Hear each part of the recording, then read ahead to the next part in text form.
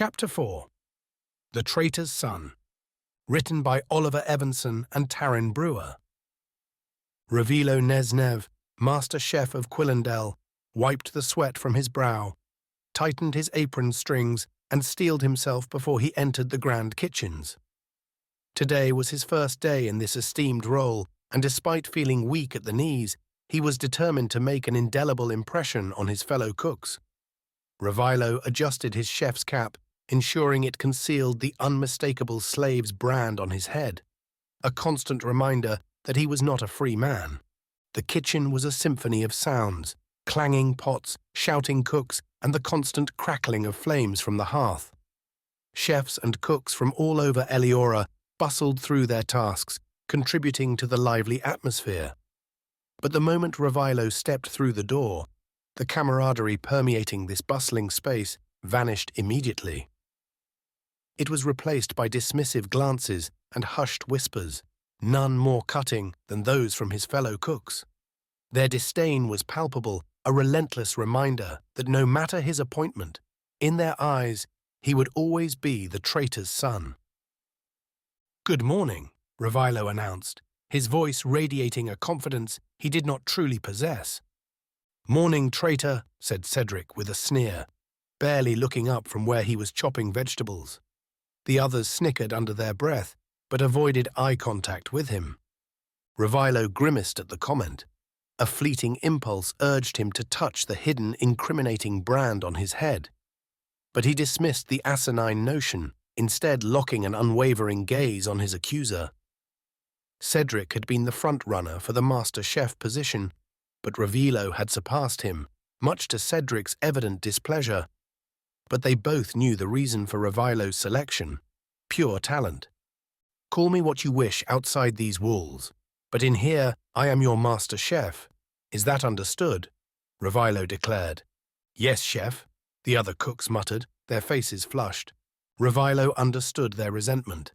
In his youth, his parents had been executed as traitors to the crown, but he believed that their actions should not define him. Determined to prove his worth through his own merits, he faced the challenge head-on. However, this resolve did little to quell Cedric's fury, whose face twisted with rage, his hand gripping the handle of his knife tightly. "You might have fooled the king with your deception," Cedric spat, "but we know the truth." Ravilo remained stoic, refusing to let his words affect him. "Cedric," Ravilo said, "you're dismissed." Cedric's mouth dropped open in outrage. "You little—" "I said dismissed," Ravilo interrupted. His voice unwavering, Cedric plunged his knife into the wooden cutting board with a resounding thud before storming out of the kitchen in a fit of anger, muttering something unintelligible under his breath. The others, momentarily stunned, swiftly resumed their tasks, all the while trying to avoid his piercing gaze. Ravilo managed a weary grin. This wasn't the kind of relationship he envisioned with his staff, but until he earned their respect, it would have to do. As he walked through the kitchens, shouting orders, he reminded himself of the looming Otter Festival. Every feast had to be planned and executed flawlessly. The Otter Feast, the festival's grand finale, was the pivotal event that would make or break his reputation. Ravilo was ready to show the king and his court just exactly what he could do. Ravilo exhaled a breath he hadn't realized he was holding and turned to resume his duties, only to hear someone clear their throat behind him. He turned and found himself face to face with Adeline Lamont, the ambassador of Inkholm. Her steely hazel eyes locked onto his, a stark contrast to her bold sleeveless marmalade dress, which complemented her rich chocolate skin and rose-painted lips. "You surprise me," Adeline said softly, ignoring the frenzied activity swirling around them. "I never imagined you could be so ruthless." "You saw that?" Ravilo asked, tugging at the collar of his shirt. Adeline smiled warmly before planting a gentle kiss on his cheek. Ravilo blushed, resisting the temptation to inhale her sweet jasmine scent. His face grew even hotter as memories of their forbidden kisses flooded his mind. "Not here," Ravilo said. Adeline grabbed his hand and tightened her grip around it. "Spare me a moment of your time." Revillo gazed deeply into her eyes, realizing she wasn't asking. She was ordering him. He quickly scanned the kitchen, his eyes darting nervously from corner to corner, haunted by thoughts of impropriety. It was his first day on the job, and she wanted him to sneak off duty. Worse, she was the ambassador of Incombe, which was the land of his forefathers, and the very country which betrayed King Richard. The last thing he needed was to give the court more reasons to doubt his loyalty. And yet, she had that look in her eyes, the one that always made his pulse quicken and his heart flutter. "Please, Revillo," Adeline pressed. "This is important." "Of course," he replied in a whisper, his voice rising as he turned to address his staff. "Chip, chop, people. We have feasts to prepare.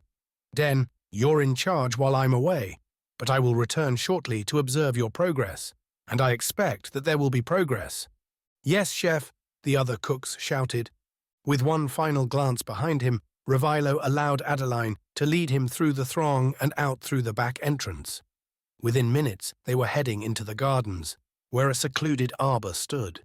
The sweet smell of flowers permeated the area, calming Revillo's nerves. He took in Adeline's features as they walked, her long braided hair, her gracefully sculpted neck, and felt an inexplicable sense of longing flood through him. "You've been ignoring me," Adeline said, her voice low, tinged with disappointment. Revillo shook his head.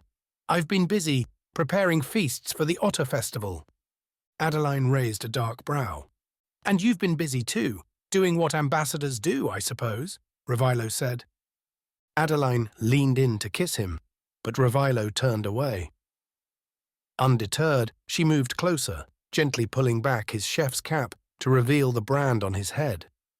The mark was seared into his skin with brutal precision, a twisted rune that forever labeled him a traitor and a slave.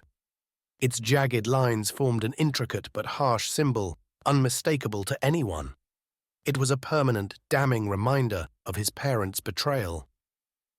Every time someone saw it, their eyes filled with a mixture of fear, revulsion, and disdain, cementing his status as an outcast, not just in the kitchens, but in the entire realm.